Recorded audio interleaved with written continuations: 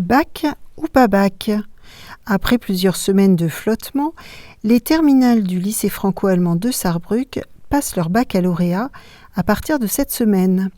Alima, en terminale littéraire, n'y est pas favorable. Parce qu'en fait, on ne se trouve pas dans la même situation que les élèves précédents des années précédentes.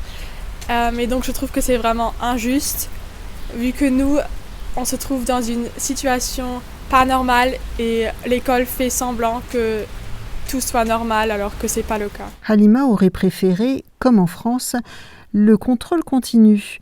Parmi les 3 lycées franco-allemands, un se trouve en France, près de Paris, à Buc. Les 2 autres sont à Fribourg et à Sarrebruck. Or, seuls les établissements sur le territoire allemand font passer le bac. Normalement, les 3 lycées sont liés ensemble, donc on écrit le même bac, la même semaine. Et maintenant, un lycée n'écrit pas du tout de bac. C'est pour ça que c'est injuste pour Fribourg et Sarrebruck. Ses pensées se tournent vers ses camarades de lycée, habitant à la frontière. C'est pas juste, surtout pour les élèves français, vu que les élèves qui vont à Fribourg, à Sarrebruck à l'école habitent quand même dans cette région la plus touchée en France. Et eux, ils se sentent vraiment oubliés, ils ont peur et oui, vraiment. Face à ce casse-tête, la mère de Alima est partagée. La note finale du bac compte beaucoup en Allemagne, ouvrant la porte aux plus prestigieuses universités. Selon les notes, s'ils sont très bonnes, les élèves ils peuvent choisir leurs universités.